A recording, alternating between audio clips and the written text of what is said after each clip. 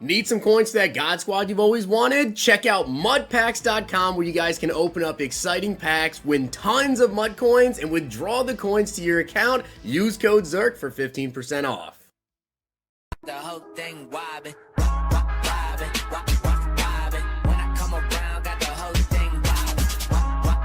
So we obviously had the Madden 24 closed beta, and based off the beta, EA has taken our feedback and made a bunch of changes that we need to talk about. Now, I do want to give a shout out to Kyle Lucas for being a part of the Noti Gang. If you guys want a chance to shout out in the next video, drop a like in the vid. Make sure you guys are subbed to the channel. Turn notification bell on and comment down below. Noti Gang. Also, I want to say shout out to you guys that copied my UFC picks from last night. It was an incredible night of UFC, both the fights and the picks. We had $210 in W's. So shout out to you guys that copied the UFC picks. If you copied the ones that I tweeted out, I literally did not miss a pick. So hopefully you guys got in on the action. Check out Underdog Fantasy. You can use code ZERK to match first deposit up to $100. Follow me over on Twitter for my picks, and I will be running some more NFL season-long private drafts for you guys, and as well putting out some NFL season-long pick'ems. Don't forget to enter into my giveaway right now, guys, for 5 copies of the Madden 24 Deluxe Edition. All you guys have to do is head down to the comment section, click the link to the tweet, retweet the tweet, follow me over on Twitter, and comment down below on the tweet ZERKLUCK. I'm picking winners on August 13th. So let's take a look at what's changing in Madden 24 based off of the closed beta feedback and the updates around that. So as you guys can see, hey Madden fans, first up, thank you for using your feedback during our closed beta.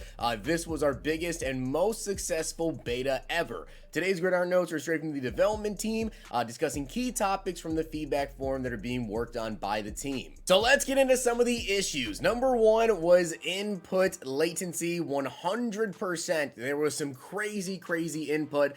You really noticed it when you were like trying to make adjustments on the offensive side of the ball, even defensively as well, but I will say mostly offensively with pre-snap, whatever. And then if you decided you were going to try to pass the ball, some games you literally couldn't. You would be pressing a button and it just did not work at all. So you guys can see this issue was particularly noticeable with players who tend to make rapid pre-snap adjustments. Fixing this has been our top priority, even going as far as reopening the closed beta environment to get additional testing on the fix. Based on player feedback and internal testing, input latency has been significantly improved. For PC players, this issue was often confused with general lag or hitching. That was a separate issue which we've also addressed. So that is really good. Now we get into gameplay stuff. So pass block improvements, improving the offensive line's ability to pick up edge heat versus pre-snap adjustments such as pinch D-line and user defender stacking, man coverage win chance tuning. So they increased the receiver cut move win chance to appropriately balancing the passing game versus man. I will say in the beta,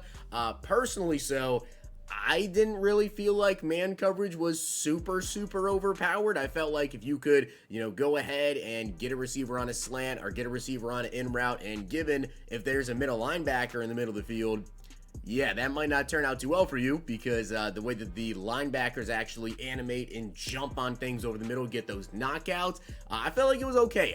Out routes especially, I felt like were really good as well, even versus man coverage. So I guess this just once again kind of tuned down potentially a little bit the man coverage. We also have the man press win chance tuning, increase the beat press chance and super win animation chances to better reflect your receiver's ability to beat the press. So again, if you have a good receiver who is supposed to beat the press, they likely will. Pass rush disengage tuning addressed issues where pass rusher would disengage off of a block then re-engage instead of being allowed to pursue the QB escaping the pocket. Match coverage fixes addressed issues where deep zone defenders were letting a deep route go free to pick up shallow out breaking routes. Catch tackle knockout tuning decreased trailing defender knockout chances when trailing behind receivers. More receivers will hold on since the ball is not being directly affected when pulling in the catch. Halfback screen coverage fix changed the man coverage behavior on halfback screen plays so defenders are no longer psychic. They will not charge into the offensive backfield to cover the screen back, and the defensive tackle does not sniff out the play so frequently. So that is pretty good there. I feel like that catch tackle knockout though, maybe I didn't talk about that enough. That is actually really big. You did see a lot of tackle knockouts, I will say, in the Madden 24 beta, especially because you can really notice the multiplayer animations, where if you are, let's say, behind the receiver, you tackle him while he's still in the midair after going for an aggressive catch, then a cornerback comes up from the top, right, or a safety, I should say, rather, comes down and hits him in front, well, then the animation would switch, and then you would tackle them the opposite direction, and it felt like if you had two people around the receiver, you were more than likely going to cause a knockout there. So, interesting right there. Fix QB stuck in idle animation, address an issue where the QB would get stuck when snapping the ball during certain animations. Yep, I did notice that in the beta as well. Fixed camera changing for PC only, address an issue where bringing up coach cam during pre-play would change the camera if the user first controlled the game with keyboard and mouse. AI team field goal attempt logic. The AI team was attempting too many long field goals, so we reduced the frequency so it would happen in more appropriate last resort situations. AI clock management and field goal decisions. Offensive teams will be more decisive with their timeout usage in both halves. So that's gameplay stuff. We also do some franchise stuff. Trade tuning. Increase the loss in value when trading older players. Adjust the value of players at certain positions and increase the value of CPU team assets. Running backs likely have no trade value if it's based on the real NFL now. Dev note, trades will be something that we will monitor throughout the years to keep the feedback coming. XP earned for mini games and weekly strategy. Increase XP gained for completing mini game drills for focus players during weekly strategy. QB injuries during franchise games. Increase the frequency in which QB injuries occur. Let me know what you guys think about that. Dev note, there is an injury slider that can be changed to accommodate the amount of injuries you prefer to see during gameplay and franchise. Updated relocation UI and flow includes new features to increase the accessibility of the UI and relocation options. Dev note, we've updated the relocation flow to include a preview of each team's helmet, home uniform, and logo to make the process choosing your new team easier. Superstar mode. So I will say Superstar mode, I actually really enjoyed during the beta. The issue is with Superstar, it didn't properly work because it's a 3v3 mode, and unfortunately so, it didn't actually let you play 3v3. You would only play on one side of the ball, and then the other side of the ball, your player would be controlled by a CPU. So some things they fixed: added league settings to toggle dynamic game day momentum and home field advantage on and off. Fixed issue with certain minigames not loading correctly from the side activities menu. Remove practice drills from side activities and replace them with mini games only. Tuning to increase starting ratings during avatar creation per archetype. Okay. Remove the slowdown and lean mechanic from the 40-yard dash combine minigame, replaced with a dig deep mechanic to accelerate through the finish line. Tune the 40-yard dash mechanic to be more responsive. Fixed issue sometimes preventing player rating from appearing in league games. Fixed issue sometimes preventing opening podcast video from appearing. Updated the pacing of the X Factor award in the beta. The X Factor award was awarded at level 2 of the progression path. This may move back to later in the progression path and will be awarded based on league game wins. Now we have some Ultimate Team stuff. Bugs were identified and fixed surrounding issues with the new user experience, 4K scaling issues in the UI, general tuning of starting challenges, and adjustments to the user's start team. I'm guessing maybe they are going to, not make the starter team so good.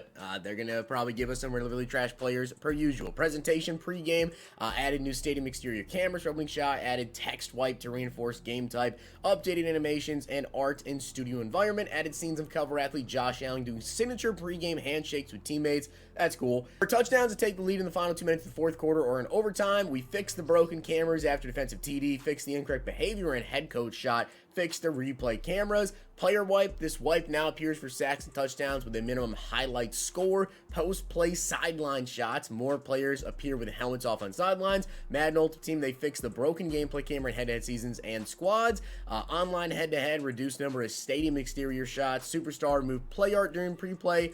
There's also some audio stuff, commentary stuff. I don't really care about all that. You can pause the video right here if you want to see that. Some Superstar stuff and also music, UI, play call, transparency just to improve visibility of play art, and the score HUD adjusted to improve visibility of down and distance. So that is pretty much everything that was adjusted from the Madden 24 open beta. Now, of course, the game's not out yet, or the closed beta, I should say. The game is not out yet, so EA definitely will be making more and more adjustments before the game does drop. And the thing is, if you feel like there's some stuff that maybe wasn't addressed in here, they maybe just didn't add it in, but they will, of course, work on stuff before the game comes out.